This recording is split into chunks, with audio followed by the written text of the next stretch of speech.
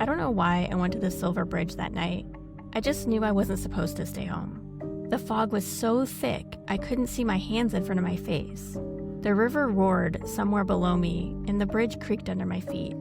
The metal was shifting, almost like it was alive. Then the bridge started to vibrate. Not like traffic or wind, more like a warning. I stopped walking. That's when I saw the red eyes. 2 of them. At first I thought they were lights, but then I realized they were watching me. Hovering above the roadway, blinking slowly through the fog. High in the suspension cables sat a massive winged figure, perfectly still. And then I heard the voice. Not out loud, it was inside my head. It's almost time. The vibration stopped. The fog closed in, and when I looked again, it was gone. I didn't know what that meant back then, but I do now. I'm Liz. I'm Ash. And this is Don't Get Haunted.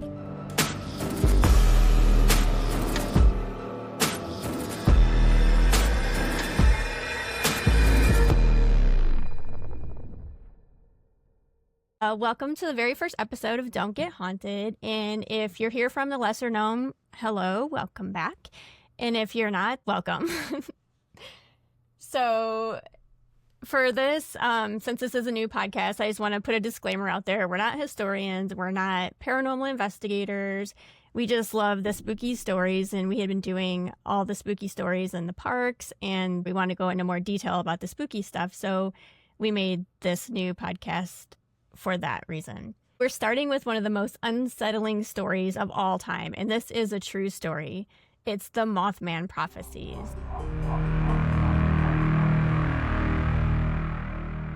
This happened in Point Pleasant, West Virginia, and people are still talking about it to this day, and there's even a movie about it.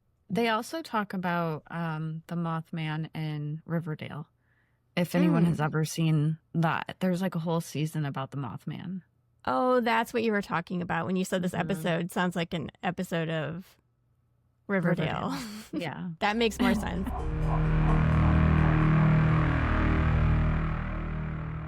Our story begins in Point Pleasant, West Virginia in the fall of 1966. It was a small, quiet town near the Ohio River, the kind of place where nothing out of the ordinary ever really happens, which is exactly why when something strange did happen, people started paying attention. One night, 2 young couples were driving near an abandoned TNT plant when they saw something that made them slam on their brakes. A large, dark figure stood near the road.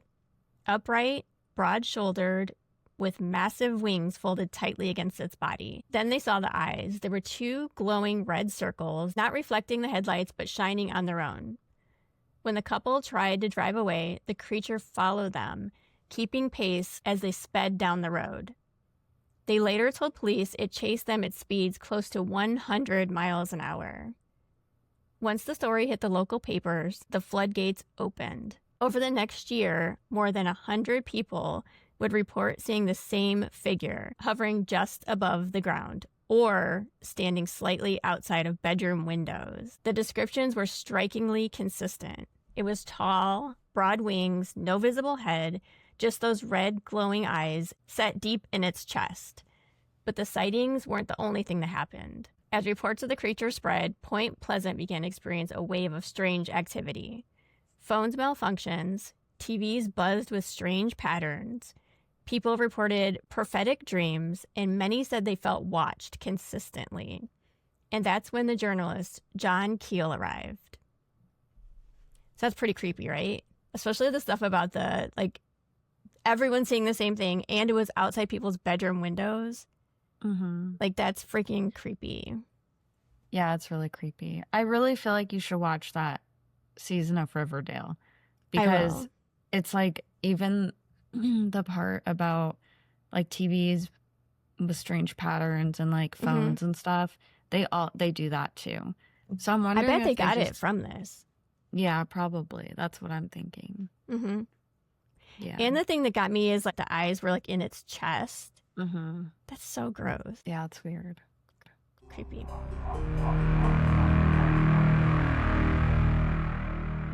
So when Keel came to Point Pleasant, he didn't expect a monster story.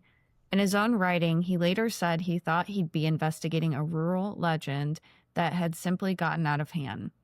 Instead, he felt like he'd stepped into what he called a crossroads of the impossible. Keel quickly realized the people of Point Pleasant weren't just seeing something, but they were experiencing a cluster of bizarre phenomena that overlapped in unsettling ways. He described it as a complex and intelligent pattern, one that didn't behave the way a hoax or mass hysteria should.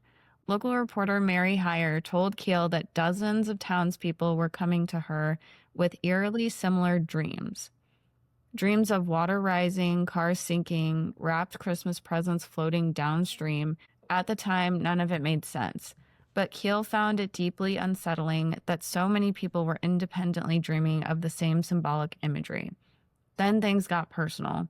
He himself began receiving strange phone calls where the voices sounded metallic, flat, and emotionless. Some repeated information he had never shared publicly. For example, details about witnesses, conversations, and even his travel plans.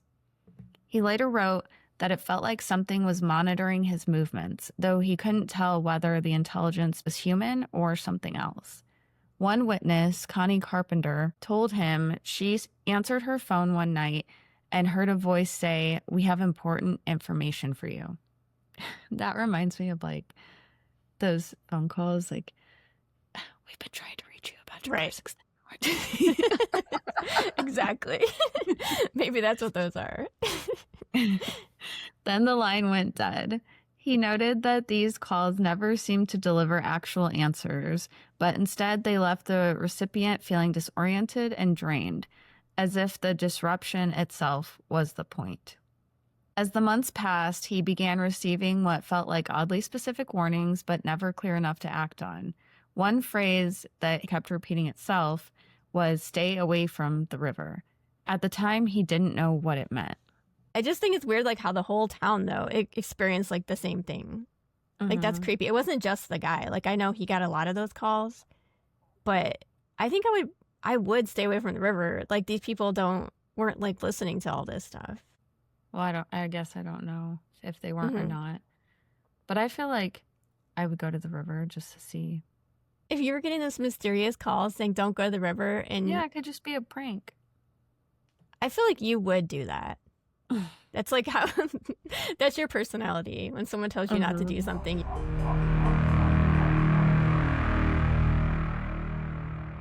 On December 15th, 1967, the unthinkable happened. The Silver Bridge connecting Point Pleasant to Ohio collapsed during rush hour traffic. 46 people were killed. Keel later wrote that the tragedy left him with an overwhelming sense of guilt. He believed he had been warned, just not clearly enough to understand.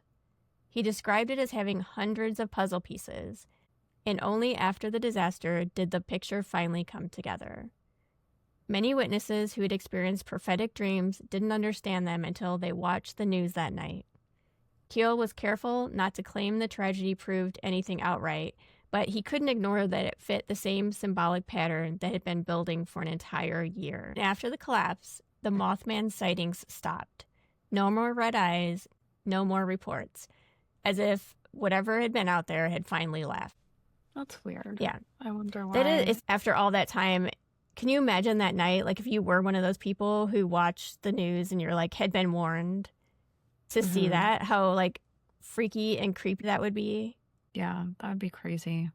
You know why it was why there was like presents and stuff, right? Because it was like around Christmas, so people were traveling with their presents. Figured that. Yeah. Which kind of reminds me of when we had that episode in The Lesser Known about that flight that crashed and all the presents. That woman kept seeing presents in her dreams. That's what it reminds me of. Yeah, that's really creepy. I think a lot of people can actually tune into psychic stuff. I think so too. But you just don't pay attention on a daily basis. There was this collapse in England, and it covered like this mountain collapsed and covered a school, and it killed like 100 and something kids. And a lot of the kids had bad dreams about it, like about something black covering the school and all this stuff. They didn't end up going to school, so it saved them. And it's kind of like the same thing. That's so interesting.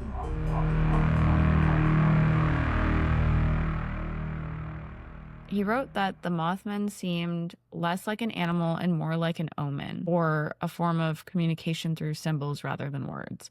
Later, he expanded that idea into the theory of ultra-terrestrials, which are entities not from another planet, but from something adjacent to our reality. So that sounds like kind of like the Stranger Things, or like the Upside Down. Something capable of interacting with our world selectively, sometimes physically and sometimes mentally. At the same time, he acknowledged that fear, expectation, and suggestion absolutely played a role, but he maintained that he couldn't explain everything, especially not the accurate predictions and not the fact that he experienced many of the anomalies himself. Yeah, I think that would be pretty hard to prove when everyone's having the same dream, the same phone calls, and the same everything. Yeah, true. I do like the ultra-terrestrial thing, though. Mm-hmm. I'm like super into that. I love the alternate realities and those kind of things. If you believe in that stuff, I was told that every time you have deja vu, it's like you're running into a situation that someone from another dimension is also running into. Oh, weird. And then, yeah, and then it makes you think about it after that, and I don't like it because it's like you can choose one path and then they can choose the other path. It was a different path. That's why you're having the deja vu? No, like deja vu, you guys are in the same moment at the same time. But I guess you could change, you could do the same path. I just feel like you're crossing the same moment at the same time. I don't know how to explain it other than that. Can you send me a video about that? I feel like I made it up. But it makes sense to me. No, I'm serious because I don't know where I heard it. Like maybe we can try to look it up, but it made sense to me because I think one day I was talking to someone and I get like these shower thoughts and I was thinking like, you know, what is deja vu? Like people say that it's just something that you've dreamed of and you're running into a similar experience. But then I started thinking about like the quantum whatever theories. And I was like, well, what if it's actually like you're running into, like you're crossing a path with your self, but in another dimension. And so I have kind of heard that part. Have you? Like you're dipping into that? Like you're dipping into one of your other realities.